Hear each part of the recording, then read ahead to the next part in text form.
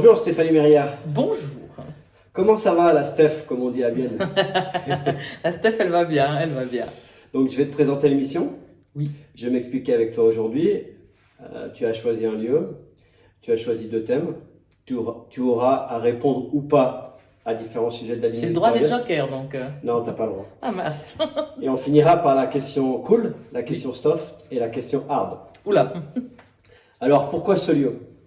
Alors, c'est chez moi à la maison, et ça, c'est mon petit coin lecture. Ici, c'est le petit coin où je me pose, avec la vue. Bon, alors, j'ai pas une méga vue parce qu'on habite en ville et puis qu'on a des bâtiments tout autour de nous, mais c'est le petit coin où je vois à l'extérieur, et puis je peux me poser et puis lire tranquillement parce que moi, je suis une lectrice assidue, et c'est les moments où je peux un peu me poser, me calmer. D'accord, donc tu prends quelques heures par semaine où tu viens dans Ouais, alors cet endroit. ça peut être des fois que quelques minutes par jour juste avec le journal, mais ça peut aussi être plus longtemps avec un bouquin, ça peut être avec ma fille, on bouquine ensemble, ça peut être de différents moments où le soir, des fois, quand j'ai besoin de décompresser, et puis que j'ai eu la journée, j'en ai par-dessus la tête, c'est des fois c'est important. Donc, tu es né le 11 juin, l'année, c'est l'année de mon département, on le dira pas. Mon C'est département l'année où de on a naissance. posé le pied sur la lune, c'est facile. Exactement. Et j'ai cherché quelque chose d'intéressant, c'est les stars nées ce jour-là et cette année-là. D'accord? Donc, il y a deux personnes que je connaissais pas, un acteur américain et puis un chroniqueur français qui est pas très connu. Mais surtout, il y a deux hockeyeurs. Ah ouais? Brian Fogerty, joueur de hockey canadien, et Kip Miller, joueur de hockey américain. Ah bah toi, je ne savais pas. C'est quand même Je dingue. ne le savais pas. C'est quand même dingue. Donc, petite fille sage. Oui, très sage. Très sage. Jeune fille, complexée, introvertie, chiante selon ton frère, toujours le nez dans les bouquins. Ouais, absolument. Là, Là, tu ne trahis rien, c'est Je vraiment trahis ça. rien. Non? Tu fais HEC à Lausanne Ouais, en obtenant un master en économie. ouais. Tu habites où et comment ça se passe cette délocalisation? De quoi? Quand je pars à Lausanne? Ouais, Alors au départ, bah, je suis partie un petit peu à l'inconnu, mais j'avais vraiment, vraiment envie de quitter les jupes de ma mère, quoi. Je me sentais comme un petit peu enfermée dans cette vie de petit enfant qui n'arrivait pas à sortir de son cocon. Et effectivement, donc j'ai commencé par une maison d'étudiants, juste celle qui est en face du CHUV pour ceux qui la connaissent. bah oui. Et c'est là, puis comme ça, j'ai aussi réussi à rencontrer du monde, à avoir un petit réseau. Et j'ai passé, je pense, 2 ans là, et puis après, j'ai changé, puis j'ai pris un appart à Lausanne. Un appart à Mais Lausanne. c'est vrai que ça a commencé par cette maison d'étudiants pour faire un petit peu un pas en douceur, quoi. C'était pas tout de suite Ouais, toute seule dans je comprends. l'inconnu, mais dans une maison avec d'autres gens avec qui j'ai rencontré plein de gens sympas et de collègues. Et on a travaillé ensemble, et puis on s'est soutenus dans ces moments, des fois qui sont un petit peu hard, la première année en HEC, quoi. Le week-end, les allers-retours à Bienne ou tu La restais? plupart du temps, des allers-retours à Bienne, ouais. Alors déjà pour faire la lessive, parce que Ça, on en reviendra sur la ouais, lessive.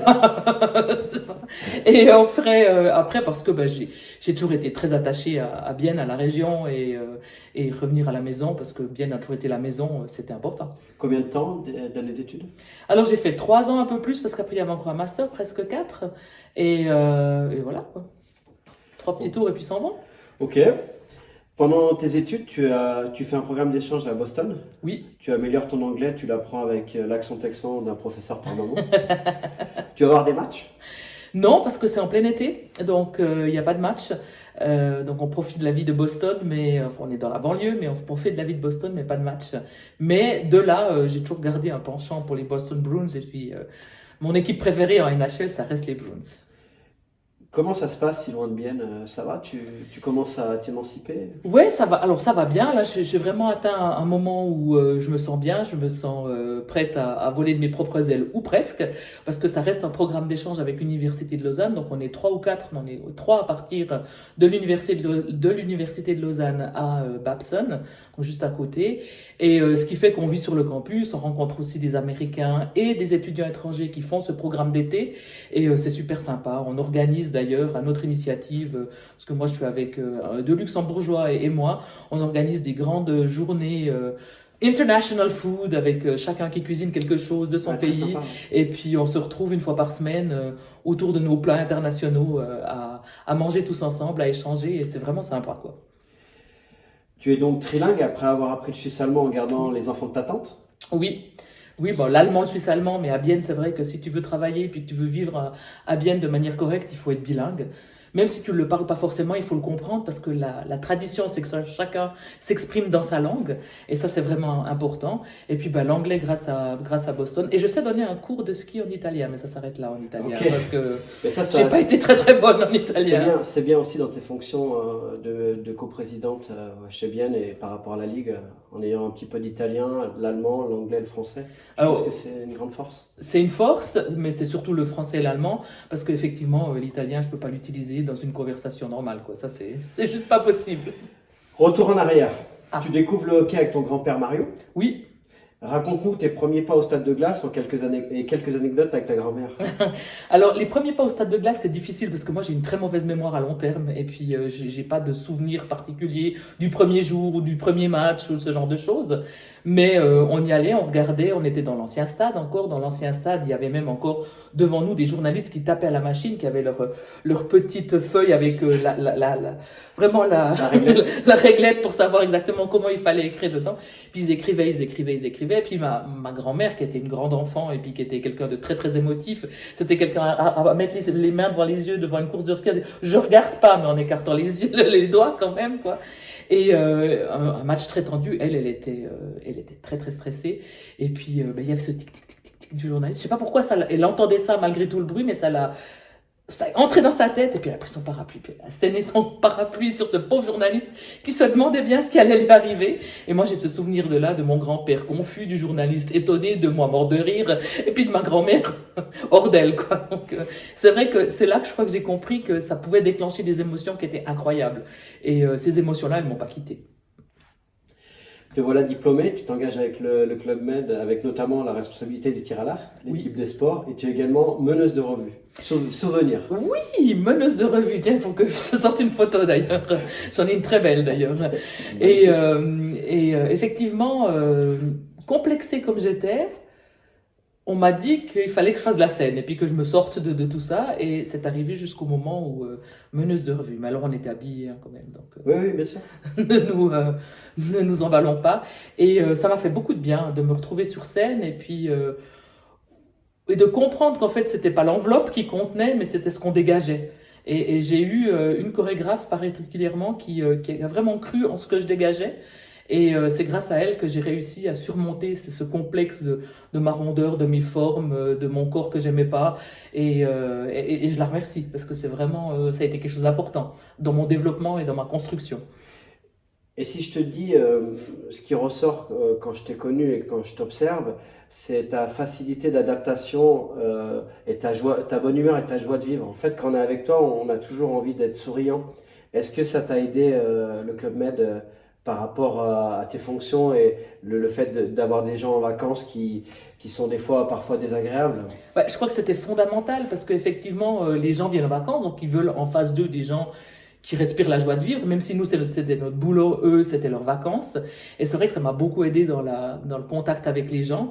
Et ce qui a fait que j'ai fait ce métier avec beaucoup de facilité et puis beaucoup de bonheur aussi, de ces échanges avec les gens. Et, T'as des beaux souvenirs? j'ai des très beaux souvenirs, j'ai des super contacts en mémoire de gens avec qui on a passé des soirées à échanger. C'était vraiment très chouette, quoi. Retour en Suisse, Oui. tu rentres à l'UEFA au marketing, comment Oui. cela se passe, et je vais inclure dedans le choix de ton thème 1, le rôle des femmes dans le monde professionnel, surtout dans l'actualité. Ouais. On parle de l'UEFA, tout ce qui vient de se passer, et j'aurais voulu savoir comment toi tu as été accueilli, comment ça s'est passé pour toi. Alors, quand je suis arrivée à l'UEFA, c'était bon, simplement en répondant à une annonce, puisque l'UEFA déménageait de Berne, par contre, à Nyon, et je prenais la place de quelqu'un. C'était clairement pour un poste d'assistante au départ, mais après je sortais de l'université, c'était normal, c'était un poste junior. Et effectivement, il y avait beaucoup de femmes assistantes. Et à ce moment-là, c'était normal, c'était dans l'ordre des choses. Les hommes étaient managers, les femmes étaient assistantes. Et jusque-là, ça m'énervait pas plus que ça. Jusqu'au jour où ça m'a énervé parce que j'avais un poste au brand management. Et puis c'est vrai que j'avais fait beaucoup de choses toute seule. Et puis un jour, on m'a dit, bah, t'auras un chef. Et puis j'avais vraiment, sincèrement, au bout de quelques années, espéré avoir ce poste de responsable. On m'a dit non, c'est pas le moment, c'est pas toi, c'est pas comme ça se fait pas comme ça chez nous. C'était très frustrant, vraiment très très frustrant. J'étais pas la seule dans ce cas, on a été deux, trois dames à ce moment-là. C'était quoi, fin des années 80, début des années 90, quoi. Et un peu plus tard même. Et c'était, ouais, c'était frustrant. C'était vraiment frustrant. Et ça m'a énervé, ça a énervé mon chef, ça a énervé beaucoup de monde. Mais je pense qu'il a fallu passer par là pour que ça évolue et puis que maintenant, c'est un peu plus facile. Mais sur le moment, moi, je l'ai mal pris, je l'ai vraiment mal pris, quoi. Après, dans le prolongement, c'était une expérience. C'était une expérience qui était importante. Et c'est une expérience qui m'a appris la résilience. Je crois que quand on est femme, à un poste de dirigeant ou de dirigeante, il faut avoir une certaine résilience et puis comprendre que je suis pas je suis pas une féministe égalitaire, totaliste, revendicatrice. Non, c'est pas dans mon truc. Maintenant, je pense qu'à boulot égal, on a le droit d'avoir une place égale. Et à ce moment-là, il faut intégrer le fait qu'on est souvent face à des hommes qui ont été élevés dans un système patriarcal. Et donc, il faut les comprendre parce qu'on est différent. Et en étant différent, il faut intégrer ces différences. Donc, il faut une certaine résilience et puis comprendre que des fois, il faut dire deux fois les choses. Et bien, il faut tourner les choses différemment. Bien, il faut les amener sur trois angles différents pour qu'ils soient intégrés. Et quand une fois on a compris ça, alors on en joue. Et puis, on ne peut en sortir que gagnante. Et ça, il m'a fallu un petit peu de temps pour l'intégrer. Et alors maintenant, j'ai la chance d'être dans un groupe au HCBN où bah, ils me connaissent par cœur. Ça fait bientôt 15 ans que j'y suis, donc j'ai plus besoin d'utiliser des stratagèmes ou des ruses parce que ma place, elle est établie. Mais par contre, quand j'arrive dans d'autres groupes, il faut de temps en temps que je me remémore, ouais, s'il y a des hommes un peu plus âgés qui n'ont tout simplement pas ce vécu-là, et qu'il faut que simplement je les contourne. Et puis on y arrive très bien. Et si je te dis que tu peux être un modèle justement de réussite pour les femmes ambitieuses, est-ce que ça te parle Ouais, ça me parle, et puis je m'en étais jamais rendu compte. Justement, une fois dans un interview, j'ai dit mais je suis pas, moi je me sens pas féministe. Et puis la journaliste m'a répondu mais vous pouvez être très inspirante. Et si je peux être inspirante et puis que je peux aider certaines femmes à avancer dans leur parcours, eh ben génial, génial. Je sais que c'est pas ma vocation parce que je me sens pas je me sens pas pionnière du tout, mais si je peux être inspirante par quelques moments sur certains points, ben, je trouve ça génial. Et puis tant mieux, quoi. Ok. Inspirante, c'est un mot qui revient aussi dans le hockey, hein. Souvent dans les leaders, il y a des leaders taiseux qui inspirent. Moi, j'aime beaucoup ce mot et je crois que j'ai beaucoup travaillé pour cette émission en regardant pas mal de tes émissions. Et finalement, il y avait mon épouse qui a regardé par moments avec moi et ça l'a inspirée. Elle est en études en ce moment, elle refait des études et du coup, ça lui a donné une certaine force. Donc, je pense que tu es inspirante. Bon, bah c'est bien. Alors maintenant, on va se détendre un peu. Si je te dis moi Arena, cela t'évoque quoi? Le quoi, le? Moi Arena. Alors on y va. Que veux-tu que je te dise? Un gars que j'adore. Un gars que j'adore. Ouais, moi je l'apprécie beaucoup en tout cas. Qui ça, donc Bah, moi Arena, c'est Christophe Tissot, non? Christophe Tissot. Ça te parle? Ouais, effectivement. Non, j'avais pas fait le lien. Ouais, Moi, parce que tu la m'as première fois que confondu, la là. première fois que je suis je me arrivé, souvenais que plus, tu tu vois. m'avais invité Voilà. à Bienne, il m'a dit on est à la Moi Arena et j'avais pas compris. En Ouais, fait, ouais, ça ben s'appelle voilà. Tissot. Tu m'as Donc, perdu, t'as réussi à me perdre. un de tes amis. Ouais, mon meilleur ami, je pense, tout simplement. Quelqu'un avec qui je regarde beaucoup de hockey, ici, ailleurs, et qui a un soutien indéfectible, c'est un soutien de la famille. Son père jouait du bridge avec mes grands-parents, sa maman jouait au golf avec ma maman, donc les deux familles sont quand même imbriquées. Et puis les deux, on a une amitié sincère et puis quelque chose une passion pour le hockey et puis pour les choses de la vie tout simplement qui nous lie. Et puis c'est vrai que la vie sans lui serait beaucoup moins drôle, beaucoup moins drôle. D'ailleurs, lors de la finale contre Genève, à chaque fois, soit à Bienne, soit à l'extérieur, il était avec toi. Ouais, il était avec moi, on a fait ça ensemble. On ne voyait pas vivre ces moments-là séparément, quoi. C'était vraiment très fort, donc c'était bien de l'avoir à côté et puis d'avoir quelqu'un en qui on a confiance à côté de soi dans ces moments qui nous ont vraiment bouffé des pieds à la tête aux pieds et tout le temps, quoi, en fait. T'as parlé de bridge, il y a une autre expression, ça va rester entre nous, mais Oui. il y a une expression, il y a un de vos amis aussi qui dit je vais bridger. Oui, quand il va bridger, c'est qu'il a des relations galantes avec avec une jeune dame. Exactement. Tu vois, je suis informé. T'es super informé, je vois. Ou t'as les oreilles qui traînent bien quand tu viens chez nous, voilà. Là, il y a quelque chose qui m'a aussi impressionné dans ton parcours. Tu as été également directrice de la communication du Paléos Festival. Ouais, pas longtemps, mais j'ai été. Il y a une année, hein? Ouais, pas tout à fait une année. Les anecdotes, les caprices, les surprises. Et est-ce qu'il y a des choses, parce que c'est un autre monde, hein. J'ai eu comme joueur Bastien Becker, Ouais. j'ai pu assister à certaines choses. On est dans un autre monde là. Alors on est vraiment dans un autre monde, mais en même temps, on reste dans le monde de l'événementiel, de l'organisation d'un événement festif et puis d'un divertissement. Et puis ça, c'est vraiment très très important. Et c'est aussi une organisation où il y a beaucoup d'émotions. Alors tout au long de l'année, au niveau de l'organisation, puis c'est un boulot comme n'importe quelle organisation le fait.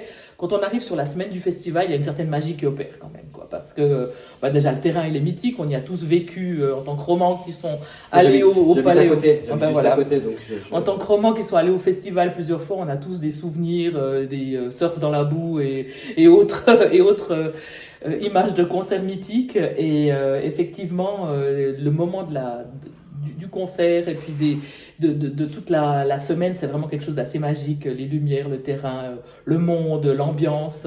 Et puis après, moi j'ai eu de la chance, au-delà de cette année, d'être bénévole au restaurant des artistes.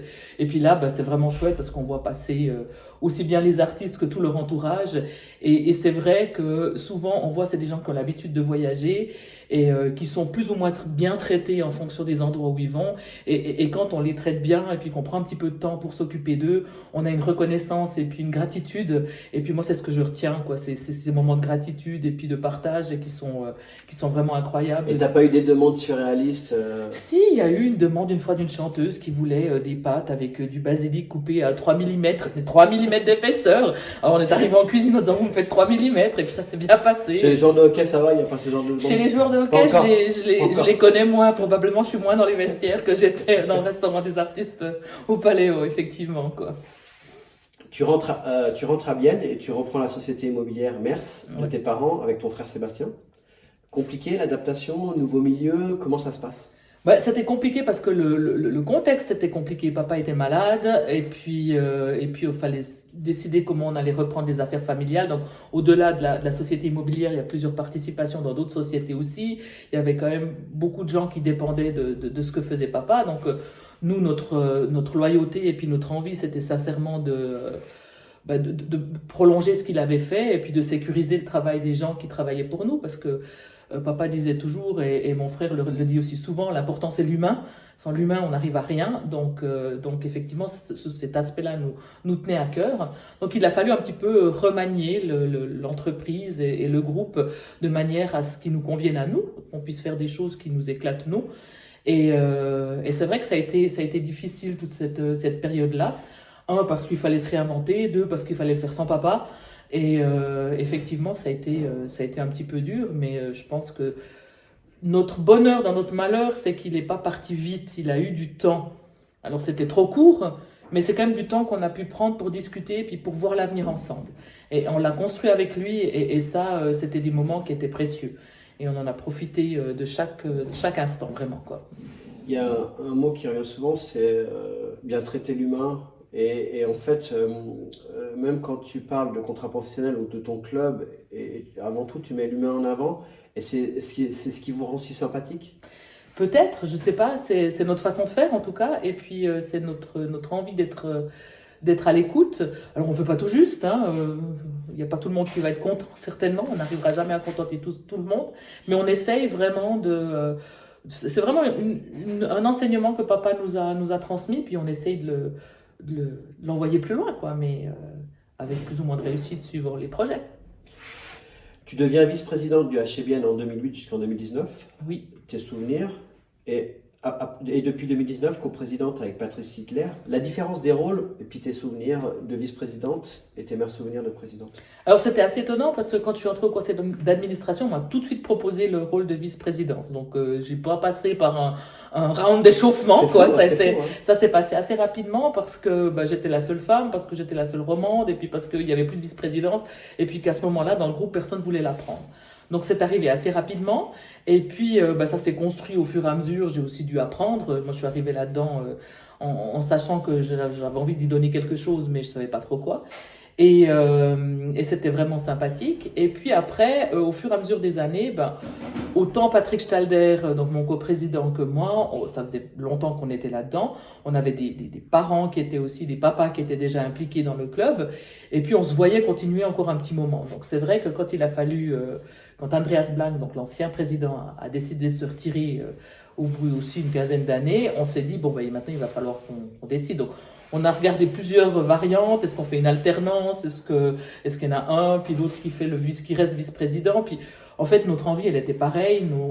Notre façon de voir la vision pour la suite du club, elle était pareille. Donc, on s'est dit, pourquoi pas une coprésidence? Alors, ça s'est pas fait immédiatement parce que les gens voyaient pas trop comment ça allait se passer. Ils pensaient que ça allait dégénérer peut-être un peu dans des petites guerres d'intérêts. Mais je crois qu'on est très différents, Patrick et moi, et on se complète vraiment très bien. Et surtout, on est très honnêtes l'un envers l'autre, c'est-à-dire que on s'appelle souvent et puis on se dit les choses tout simplement, quoi. Et si ça va, ça va. Puis si ça va pas, on se permet de se le dire aussi, ce qui permet d'être proche et puis performant. Ok, ton meilleur souvenir de vice-présidente et de présidente? Alors, je pense que c'est difficile, quoi. Mon meilleur souvenir de vice-présidente, c'est peut-être le premier job que j'ai eu à faire, c'est-à-dire au tout début, on n'avait pas encore de directeur marketing, puis je crois ma première chose, c'était de faire le cahier des charges pour le directeur marketing, donc ça, c'était vraiment sympa. Puis évidemment, à la présidence, c'est cette dernière finale, quoi. J'entends qu'on est arrivé tellement proche, et puis je crois que malgré la déception, quand on a fait la fête de fin de saison ici à Bienne, qu'on s'est retrouvé dans cette patinoire en ayant perdu finalement, mais avec 5000 personnes quasiment qui étaient là pour célébrer cette saison, c'était vraiment un moment. Je me rappelle, on s'est retrouvés sur scène avec Patrick pour remercier les gens. Puis juste après, on s'est assis derrière le banc, puis on regardait tout ça, parce qu'il y avait encore les joueurs qui étaient présentés, on regardait tout ça, puis on s'est dit, waouh, ok, ouais, on peut arriver à ça, quoi. Donc c'était vraiment un moment assez fort, quoi. Là, on va revenir dans ton rôle de femme et de maman. Tu tombes enceinte pendant ta vice-présidence. Oui. C'est juste, hein. Tu accouches de votre fille Elsa. Qu'est-ce que la maternité t'a apporté? Étonnamment, je me voyais pas maman. Et à 40 ans, je me suis dit, je serai maman je serai tata, je serai une super tata, ça serait bien. Tu as eu Elsa à 7 ans. Ouais, j'ai eu Elsa, j'avais 43 ans, quoi. Mais après, il se trouve que j'ai rencontré Cédric, et puis que lui avait, je pense, plus envie d'un enfant que moi. Et c'est lui qui est arrivé avec l'idée, et il m'a très vite convaincu quand même. Et Elsa est arrivée, et je pense que ça m'a amené beaucoup de bonheur, aussi une certaine... il m'a fallu du temps pour comprendre que, être maman puis concilier d'autres choses, et parce que c'est quand même une certaine perte de liberté d'avoir un enfant, et puis quand on a été longtemps seul, puis quand on a été longtemps très libre de ses faits et gestes, ça a été quelque chose que j'ai eu de la peine à assimiler. Par rapport à ton parcours de vie. Par rapport à mon parcours de vie, Ouais. mais par rapport aux responsabilités que ça entraîne d'avoir un enfant. Et je pense que ça a été quelque chose de difficile. Il m'a fallu quelques années pour le comprendre. Et puis encore maintenant, j'ai besoin d'air. Et puis ils le savent tous les deux, aussi bien Cédric que Elsa, que des fois je me tire. Parce que j'ai besoin d'être 3 jours seule et je pars. Et ça me fait beaucoup de bien. C'est pas que je les aime pas, c'est juste que j'ai besoin d'air. Et puis ça aussi, j'ai eu du temps à avoir le courage de leur dire, je vous aime, mais j'ai besoin d'air. Et donc, du coup, c'est un amour inconditionnel d'avoir un enfant. Et puis ça, je pensais pas le vivre un jour, sincèrement. Et ça a été vraiment incroyable. Mais en même temps, j'ai dû apprendre à me respecter moi. Et puis, j'apprends encore. Et chaque jour, ça va un peu mieux. Parfait. Les vacances avec les amis, Star Oui. Wars, tes 50 ans, la machine à laver, les soirées blanches. Oula. Quelle rigolade racontable. Donc moi je commence. Hein. Je commence. Oh là là, J'ai oh là un peu les là, ça infos. fait beaucoup, J'ai là, un peu non? les infos. T'arrives dans un beau lieu en vacances avec ton ami Oui.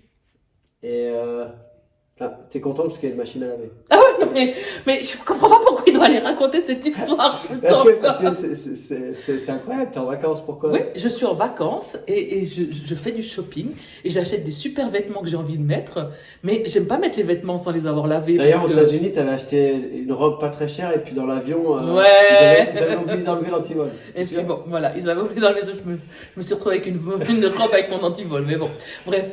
Donc tout simplement, j'avais envie de laver mes vêtements pour pouvoir les mettre immédiatement. Parce que moi, j'aime pas D'accord, attendre. La d'accord, patience n'est pas du tout d'accord, dans mes qualités premières, quoi. d'accord. Donc, Les vacances avec les amis, bon, bah, ça, c'est des moments inoubliables, notamment tes 50 ans, hein, t'es parti oui, on était quelques temps. 19. Incroyable. 19 à partir dans un club au bord de la mer Méditerranée. Combien Parce de temps que... t'as mis pour t'en remettre là? Ah non, c'est Ça a allé. été? Non, non, Ça a c'est été? bien allé. Je veux Vous dire, avez géré? on a géré, on a fait ça bien. On a fait ça bien. La soirée blanche, lorsque tu as lancé ta fondation, on m'a raconté un événement incroyable. Il y a un des joueurs qu'on va recevoir bientôt Je suis pas sûre qu'ils soient contents, hein. qui a fait monter les enchères, en fait, on va dire. Non, il était très. Bon, j'avais invité quelques joueurs, aussi des anciens joueurs avec qui j'ai gardé des bons contacts. Et puis ils étaient tous très motivés par la soirée, ils se sont bien intégrés dans la soirée. Puis c'est vrai qu'il a été très enthousiaste sur la fondation. Il se promenait avec le panneau un peu dénudé, enfin bref. Mais rien. Étonnamment, on voit que les joueurs ont été super fair-play parce que ils ont tous filmé, mais il y a aucune image qui a Bah, filtré. c'est bien, Parce qu'on voit qu'il y a une vraie c'est solidarité ça. entre ce groupe On et est c'était toujours enthousiaste, mais ça sort pas. exactement et c'était vraiment sympa et puis je les remercie d'avoir pris le temps de fêter ça avec moi quoi. C'était vraiment sympa quoi. Star Wars? Bah Star Wars, je sais pas pourquoi, on a accroché autant moi et mon frère, on les a regardés, re-regardés, re-re-re-regardés et puis maintenant bah, on les a tous revus avec Elsa parce qu'évidemment je pouvais pas la laisser en dehors de ça. Exactement. Et puis ouais, je sais pas, j'ai toujours accroché. Moi, j'ai dit dans un interview, j'ai les pieds sur terre, mais la tête dans les étoiles. Et puis, je crois que ça correspond bien, ça. Thème numéro 2 que tu as choisi, Oui, ton papa et la fondation Serge Méria. oui, Et je voudrais aussi que tu parles de ta maman Anne-Marie Méria. oui. Donc, je te laisse commencer, puis j'ai deux, trois questions. Alors, la fondation Serge Méria, donc au nom de papa, c'est une fondation qu'on a créée avec mon frère ici dans la région pour soutenir les jeunes talents de la région, qu'ils soient sportifs, culturels, mais c'est vraiment des jeunes talents qui sont au tout début de leur carrière et puis qui allient leur sport, leur art avec un apprentissage, un écolage ou bien un travail. Et donc, on essaie de leur donner un coup de pouce pour qu'ils puissent continuer à faire ces deux choses en parallèle. Et pourquoi on a décidé de le faire? Tout simplement parce que papa, lui, il croyait fermement en la puissance des études et de la formation. Et il nous disait toujours ce que tu as dans la tête, personne ne peut te l'enlever. Donc, on a dit, bon, on a reçu beaucoup, on a pu faire les études qu'on a voulu, on a toujours eu toute la panoplie à disposition de possibilités. Et puis, c'est pas le cas pour tout le monde. Et c'est vrai que c'était vraiment agréable. Et on a dit, on veut en redonner un petit peu. Et je pense que papa serait fier de cette initiative. Il aurait pu la prendre lui-même parce que lui, il était très sensible au mouvement junior. Il donnait beaucoup dans les mouvements juniors à gauche, à droite. Et puis, il essayait d'aider à sa manière les gens qui en avaient besoin. Et c'est vrai que, bon, ben voilà, c'est venu assez naturellement quand il est décédé. Et puis, maman, forcément, c'était... Ce qu'on m'a rapporté, c'est que vous ressemblez finalement la façon d'être toujours de bonne humeur, toujours Oui, souriante, oui. très, très avenante en fait. Maman, c'était le pilier de la famille, puis c'était le ciment de la famille, parce que papa était quand même quelqu'un d'assez taiseux. Et quand on avait quelque chose à discuter, ça passait souvent par maman. Et je pense que papa sans maman et maman sans papa, ça n'existait pas. Tout simplement, ils avaient une relation qui était très belle. On a aussi eu cet exemple face à nous qui était très simple et très, très facile à suivre, quoi, finalement, parce que c'était un environnement familial très propice à faire ce qu'on voulait, puisque c'était calme à la maison. Donc, c'était vraiment, vraiment très agréable. Et c'est vrai qu'elle a toujours été le pilier de cette famille-là. Et puis autant ça a été difficile quand papa est parti, autant une dizaine d'années après, quand maman est partie, ça a été encore plus dur parce qu'on s'est rendu compte, mon frère et moi, qu'on n'était plus que les deux, puis qu'il fallait qu'on réussisse à communiquer les deux, parce que souvent ça passait par maman en triangle comme ça. Et ça a été quelque chose qu'on a dû appréhender, mon frère et moi, pour continuer à faire vivre cette famille, parce qu'on croit profondément en cette puissance de la famille. Et on essaye de le faire au mieux, et je crois qu'on s'en sort pas trop mal. On s'en sort pas trop mal. On va parler tatouage. Oui! Combien, pourquoi, et peux-tu nous dire ce qu'ils représentent? Alors, Juste avant que tu oui. commences, ce qui est vraiment très impressionnant, et on reviendra sur une question après, c'est ta façon, en fait, tu représentes quelque chose de très important quand même dans le hockey, hein, en tant que présidente du HCBN, tu as une brillante carrière, et à la fois, tu es tellement naturel, et c'est là où les gens t'envie un petit peu. Et donc, du coup, on peut parler, avec toi, on peut parler de tout et de rien.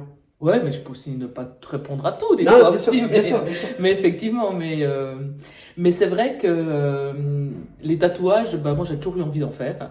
J'ai attendu longtemps avant d'en faire C'est ça, justement. parce À que quel âge? à 30 ans, le Ok, premier, d'accord. parce que j'avais une très grande conscience du fait que c'était inéluctable et puis qu'il fallait après vivre avec jusqu'à la fin de sa vie. Donc du coup, ça n'a pas été des coups de tête, quoi. Le premier, ça a été un tout petit gecko sur la cheville, parce qu'en fait, le gecko, c'est un petit animal qui est sympathique, et puis c'était mon premier. Et finalement, ensuite, il y en a eu un deuxième qui était une étoile sur le poignet, voilà, hein. Parce qu'en fait, elle devait symboliser les rêves que j'ai envie de décrocher, hein, les étoiles que j'avais envie de décrocher du ciel. Après, forcément, il y a eu Elsa sur l'autre poignet ici, le nom d'Elsa, parce que bah, c'est ma fille et puis que j'avais envie. Et puis au bout d'un moment, ce petit gecko, il correspondait plus forcément à ce que je voulais, et je l'ai fait recouvrir. Et je voulais symboliser deux choses. Déjà, je voulais avoir bien mon club dans la peau.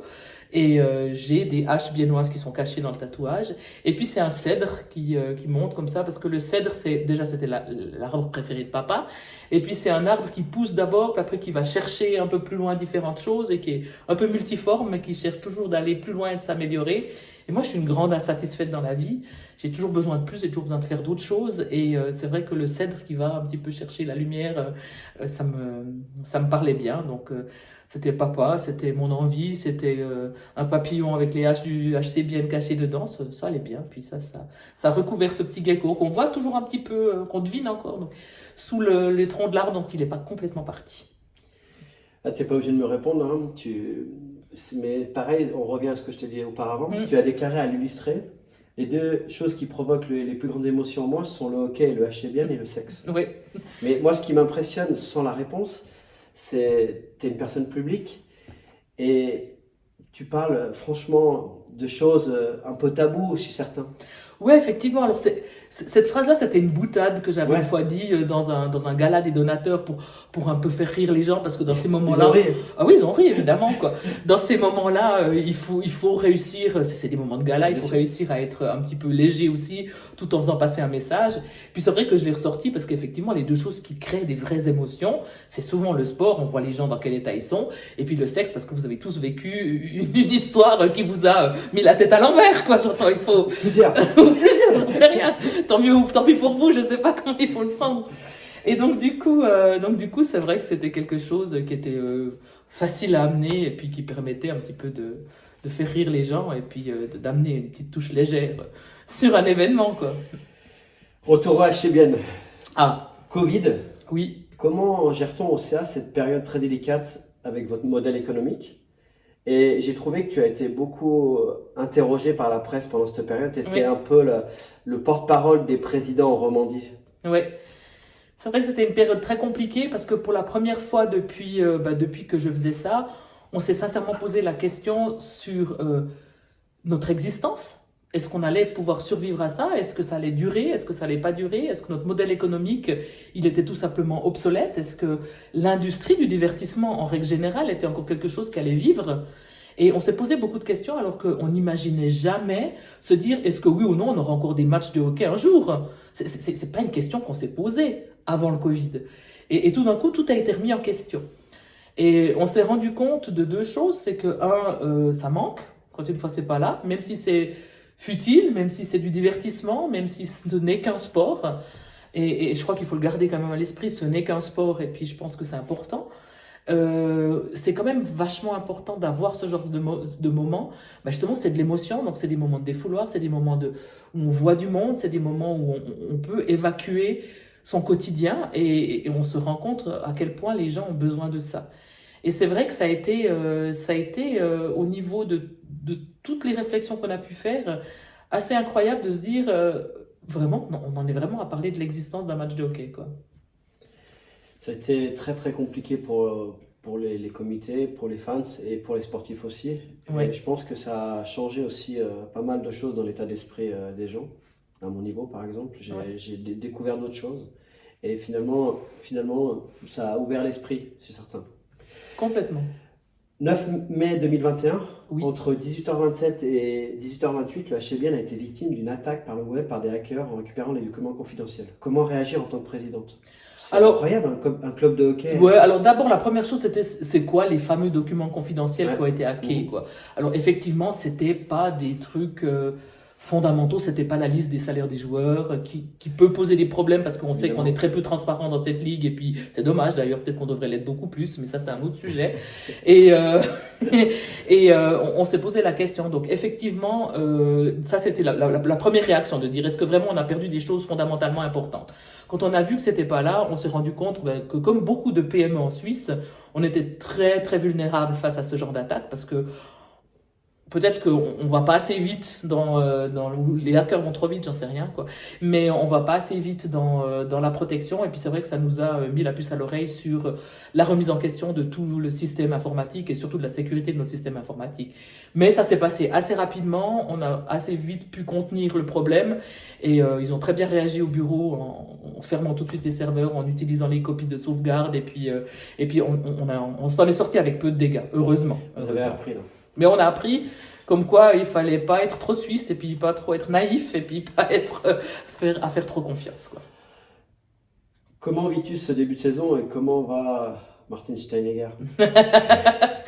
Mais Martin Steinegger a toujours la même coupe de cheveux, encore un peu en plus ébouriffé, je crois, parce que c'est vrai que ce début de saison, on s'attendait à ce que ce soit difficile. On s'attendait que la gueule de bois d'être en finale, la préparation courte, et puis le changement d'entraîneur qui est quand même un changement de philosophie. Et puis c'est difficile de remplacer un entraîneur qui est adulé. Et il y en a qu'un de Antti Tormainen, il n'y en aura pas deux, Il y en a c'est qu'un. comme ça, il y en a qu'un. Et on n'allait pas trouver quelqu'un un à un, donc il fallait que l'équipe accepte quelqu'un de nouveau et une nouvelle philosophie. Et ça, c'est vraiment pas facile. Maintenant que ce soit aussi difficile, je m'y attendais vraiment pas, quoi. Qu'on ait un début de saison un peu compliqué, mais c'est vrai qu'on a tout de suite eu beaucoup de blessés. Alors je sais pas si c'est le manque de préparation ou le manque de chance ou La un peu des deux, fatalité. la fatalité, quoi. Mais effectivement, je m'attendais pas à ce que ce soit aussi compliqué. Et là, je crois que c'est la première fois qu'on attend la première pause en novembre avec autant d'impatience, où on se dit, mais les corps et les esprits ont besoin de se poser, quoi, là, et puis de faire un pas en arrière, puis de se dire, bon, ben, qu'est-ce qui va bien, qu'est-ce qui va pas, comment est-ce qu'on peut continuer, sur quoi on peut construire, parce qu'il n'y a pas tout qui est à jeter, et sur quoi on peut construire, quoi. Victime de votre succès, tu as beaucoup d'empathie, on en a beaucoup parlé, et tu es affective. Comment acceptes-tu ces nombreux départs? Alors, c'est le business, ça, j'ai pas de problème avec ça. C'est des joueurs qui sont arrivés chez nous, qui sont développés, qui maintenant exigent des prix que nous, on peut plus payer, tout simplement. Et puis, je crois il faut être honnête. Alors, oui, Martin Steinegger l'a dit, peut-être que c'était pas la meilleure des façons d'avoir autant de contrats qui finissent en même temps. Mais enfin, ça s'est donné comme ça. On peut pas non plus toujours tout régler exactement comme on veut. Finalement, avec le changement d'entraîneur, c'est peut-être un bien pour un mal. C'est aussi une opportunité de recréer une équipe à son image. Et ça, c'est vraiment le chantier sur lequel on a travaillé pour la saison prochaine. Enfin, quand je dis on, c'est surtout l'entraîneur et Martin Steinegger, évidemment. Nous, il faut qu'on assure un cadre budgétaire là autour. Et pour cette année, effectivement, il faut maintenant capitaliser sur ce qu'on sait bien faire. Et on l'a remarqué, l'équipe n'a pas lâché malgré les défaites. Les jeunes ont relativement bien tourné. Le système de l'entraîneur commence à être compris. Il faut aussi se rendre compte qu'il est arrivé à peine un mois et demi avant le début de la saison. Donc forcément, en un mois et demi, on n'arrive pas à tout faire. Alors ça a pris peut-être plus de temps parce que beaucoup de blessés, mais je pense qu'on est sur la bonne voie. Et je pense que c'est difficile de juger l'entraîneur. Moi, je sais qu'on tire à boulet rouge sur l'entraîneur en ce moment. Et puis, on n'aime pas sa façon derrière d'être très introverti, mais c'est sa façon d'être. Tu Et peux puis, pas avoir le même visage qu'un petit. c'est ça. Et je pense que c'est difficile de demander à n'importe quel manager en Suisse de faire le même résultat avec la moitié de l'effectif. Il n'y en a aucun qui signe. Il n'y en a aucun qui signe. Et nous, on le savait, et le 85% des fans ou le 90% des fans chez nous, ils le savent. C'est pour ça qu'ils suivent et puis qu'ils nous soutiennent. Ils sont fantastiques d'ailleurs, parce que l'ambiance dans la patinoire, malgré les résultats, elle est incroyable. Et je les remercie. Le taux de remplissage. Et le temps de remplissage est super. Et donc, on remercie vraiment l'ensemble de la famille du HCBN de nous soutenir comme ça. Et puis maintenant, il est temps de livrer, quoi. Donc, on sait qu'on est attendu au tournant, au retour de la pause. Steinegger et l'ensemble du club sait que tout le monde attend des bonnes nouvelles, des nouveaux joueurs, des choses comme ça. On prend son temps, on va être sûr de ce qu'on fait et ça va venir parce que de toute façon, on devra avoir une équipe pour la saison prochaine. Donc, on espère que le Père Noël nous amène des jolies choses dans sa hotte. Le HCBN doit être créatif pour attirer les nouveaux sponsors, des nouveaux donateurs, des nouveaux fans, c'est étendre sa zone d'influence pour passer de 17 millions à 20 millions sur plusieurs années. On en est où au niveau du budget et tu as des exemples concrets de perspectives d'évolution budgétaire? Alors, les exemples concrets, on a fait déjà un grand pas. On a adapté le prix des montants des donateurs qu'on n'avait pas adapté depuis notre arrivée en National League. On a essayé de vraiment optimiser chaque surface dans la patinoire pour offrir les meilleures possibilités de visibilité pour nos sponsors. Et puis on est en train de travailler, et ça marche pas encore parce que notre partenaire Ticket Corner n'est pas encore complètement prêt. Et puis, mais c'est vraiment en cours d'avoir une application qui permet de redonner les billets qui sont pas utilisés. Oui, on a un stade qui est pas hyper grand et qui est pas extensible, mais ça correspond, je crois, au bassin de population qu'on a ici autour. Et le but, c'est de dire, si moi je suis sponsor ou donateur, que j'ai 3, 4, 5, 6 billets, de dire, ces 2 billets, je peux les rendre, je peux les donner facilement. Mais pour ça, il faut un outil pratique, facile, et on préfère attendre un petit peu puis avoir le bon outil plutôt que de donner un outil qui ne fonctionne pas. Et ça, c'était le premier passage, c'était cette année, passage aux billets digitaux. Ça s'est pas fait facilement, le changement est toujours compliqué, les gens étaient accrochés peut-être à un ancien système, mais ça va le faire aussi. Et puis, dans un deuxième temps, on va pouvoir ouvrir ce marché de seconde main, entre guillemets, qui permettra de vraiment faire que la patinoire soit pleine, mais vraiment pleine à chaque fois, quoi. Donc là, tu es à 18 millions et demi environ Oui. Et tu espères arriver à 20 millions Avec les évolutions, en essayant justement d'optimiser tout ce genre de choses, on va arriver à ces 20 millions, j'espère. Mais pour rappel, vous êtes 8e de la Ligue en par là, c'est pas très transparent, ouais. C'est entre 7 et 8. On estime 8e. Mais ça n'empêche pas que même avec ces 20 millions, on restera dans le ventre mou des budgets du classement. Ça nous permettra toujours pas de régater avec les grands clubs et puis d'avoir des budgets qui dépassent les 30 millions. Et ça, on ne l'aura jamais, pas avec un bassin de population comme on a ici. Il faut se rendre compte que nous, on a Berne qui est pas loin, on a Ajoie qui est pas loin, et puis c'est très territorial, un club de hockey, donc il faut rester réaliste. Qu'est-ce que le gin tonic de la victoire et de temps en temps le champagne? Alors, le champagne, ça c'est mon péché mignon, moi j'aime le champagne. Et c'est vrai que je bois volontiers une coupette au match, mais alors ça, indépendamment de la victoire, pas de la victoire, c'est juste par uniquement plaisir personnel. Par contre, le gin tonic de la victoire, alors c'est une tradition, et je rappelle que l'abus d'alcool est nocif, mais c'est pas grave, on s'accorde le gin tonic de la victoire pour célébrer. Je l'ai goûté, il est très bon. Il est très bien. On n'en a pas eu beaucoup pour le moment cette saison. On espère un petit peu plus là dans la deuxième partie de la saison. Durant l'entretien, tu as beaucoup parlé de te réinventer. Oui. Tu es devenue chroniqueuse dans l'émission Les Beaux Parleurs. Oui. J'ai regardé tous les épisodes. Oui. Qu'est-ce que ça t'amène? D'abord, j'étais super étonnée. Moi, j'ai parlé justement du syndrome de l'imposteur. Moi, je souffre un peu du syndrome de l'imposteur. J'ai toujours l'impression que je ne suis pas à ma place et puis que je ne suis pas assez bonne pour ce que je fais. Donc, moi, j'ai souffert pas mal dans ma vie du syndrome de l'imposteur, mais du vrai imposteur. Je l'ai rencontré pas mal. D'accord. Bon, et quand Jonas Schneider, le producteur de l'émission, est venu me voir en me disant « Ah, ce serait bien si… » Puis je me suis dit « Mais vraiment ?» Parce qu'on parle de tout et de rien, c'est des sujets d'actualité, il y a des sujets sur lesquels on se sent plus à l'aise que d'autres. Sur quoi il m'a répondu alors déjà de 2 choses, c'est que toutes les femmes ont posé la même question et aucun des hommes qui ont été demandés comme chroniqueurs. Donc il y a quand même un petit peu de syndrome de l'imposteur, ouais, peut-être, voilà. Mais bon, blague mise à part, ou alors il voulait me rassurer, peut-être, j'en sais rien. Et deuxième chose, il m'a dit, on te demande pas d'être spécialiste, on te demande juste d'avoir un avis. Puis avoir un avis, ça je pense qu'en général je peux faire. Quoi qu'il y a des sujets sur lesquels là, je me dis, c'est vrai que là quand on parle de la politique au Moyen-Orient et puis des conflits, c'est pas des sujets sur lesquels je me sens à l'aise. Et quand tu prépares tes chroniques, combien de temps? Ça dépend un petit peu. J'étais vraiment à l'aise. Ouais, alors le texte qu'on écrit, on le prépare et puis on le lit. Donc ça, c'est sur un sujet qu'on veut. Donc ça dépend un petit peu au gré des inspirations. Ça m'arrive au milieu de la nuit ou bien au milieu d'une journée de prendre mon téléphone puis de dicter 4 phrases parce que tout d'un coup, j'ai un flash d'inspiration. Ouais. Et puis je me dis, je pourrais faire une chronique là-dessus. Et donc là, ça prend un petit peu de temps. Des fois, le sujet vient très vite, on l'écrit très vite, des fois un peu plus. Puis après, on reçoit le jeudi les sujets pour le dimanche. Donc après, on reçoit un dossier de presse et puis on peut un petit peu potasser. Et puis il faut trouver un angle, une envie, un angle sous lequel on veut présenter le sujet. Puis après, il faut s'y accrocher. Puis Puis voilà, puis après, effectivement, il y a des sujets sur lesquels on va mieux. Il y a aussi des chroniqueurs avec qui ça match mieux. Et puis, c'est vrai que c'est toujours des moments sympas, ces moments de dispute, comme il appelle ça, Jonas. Je vais te proposer de te réinventer. Ah. Je te propose 3 situations professionnelles. Attention. Président de la Fédération suisse de hockey sur glace. Oui, Devenir femme politique avec ton franc-parler et tes valeurs. oui. Ou animatrice télé, tournée manège, je sais pas si tu te rappelles les sélections, version bilingue à télé bilingue. Qu'est-ce que tu Non, choisis? alors, la politique, c'est pas pour moi. Moi, je fais ce que je dis, puis je dis ce que je fais. Donc, je pense que donc ça marchera la pas. langue de bois, ça marche pas pour Ça moi. marchera pas. Animatrice télé, je pense que le train, il est passé. Hein. Je pense qu'on cherche quand même des gens un peu plus jeunes. Et puis, ça n'a jamais été ma tasse de thé, quoi. Et puis, après, présidente d'une fédération, je sais pas.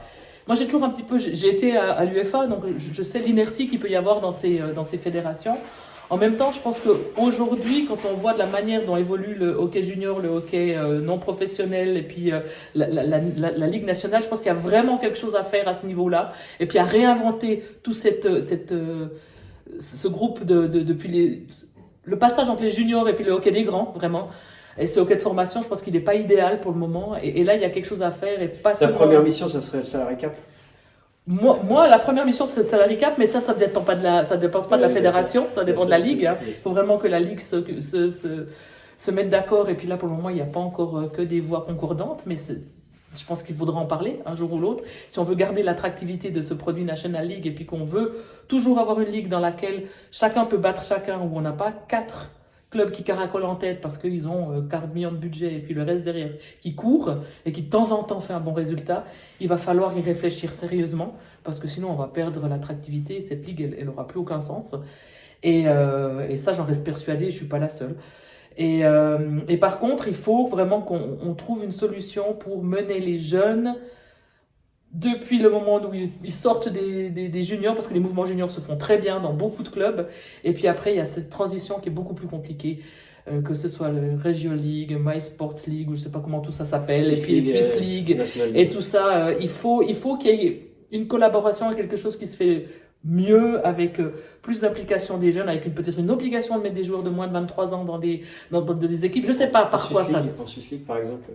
Je sais pas comment ça doit se passer, mais je pense qu'il y a des choses qu'on peut améliorer pour faire une transition meilleure, puis éviter que des bons juniors ils passent finalement par la case Ligue junior américaine pour progresser, quoi. Alors on les récupère souvent, mais pas toujours. Et je pense qu'on pourrait avoir une ligue compétitive chez nous, quoi. Par déduction, tu m'as répondu, donc ce serait présidente de la fédération sur les 3 postes que je t'ai posés. Ouais, ce serait une déduction, mais c'est presque un truc par défaut parce que je sais pas, je préfère être dans une institution où j'ai l'impression que je peux agir que dans un truc un peu trop inerte. Et puis j'ai un peu peur que ces fédérations, autant je suis passée par là et puis je sais qu'elles ont lieu d'être parce qu'il y a besoin d'un organe régulateur, mais un peu trop inerte pour moi. On arrive à la question cool, la question soft et la question hard. Ah, Donc on commence avec la cool. oui, la cool, d'accord. Tu es directeur sportif du HCBN.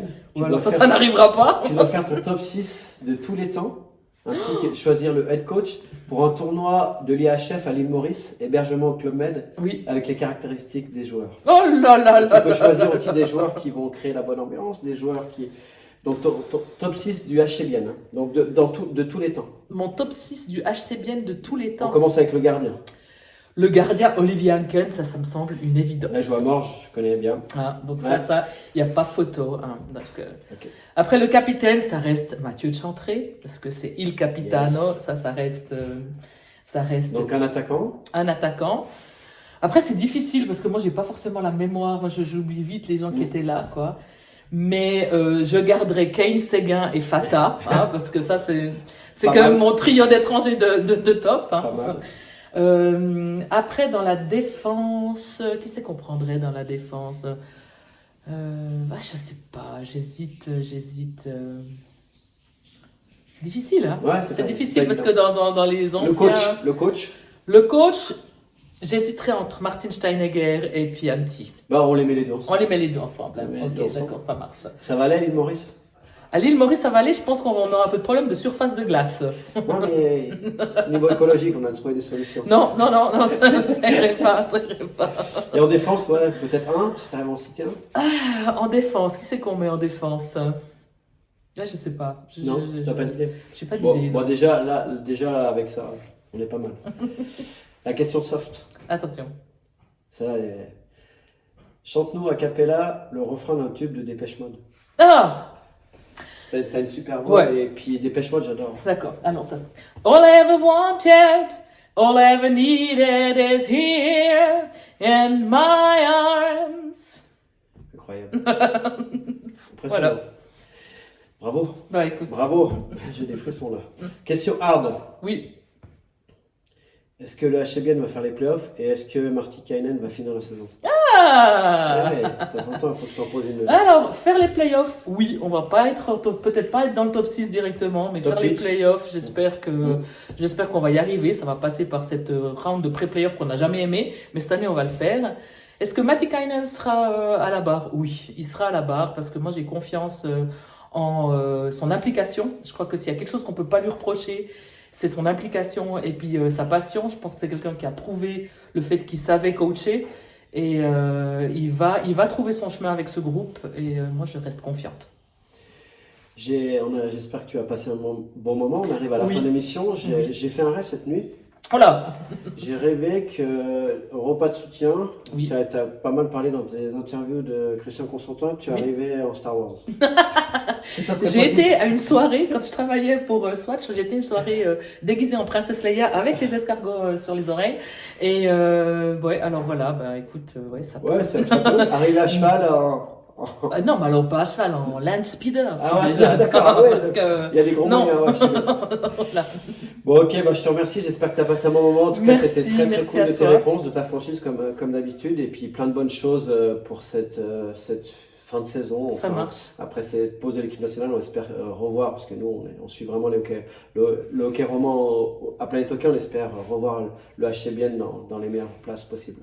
C'est exactement ce qu'on souhaite aussi. Puis merci à vous. Prenez soin de vous. À la prochaine.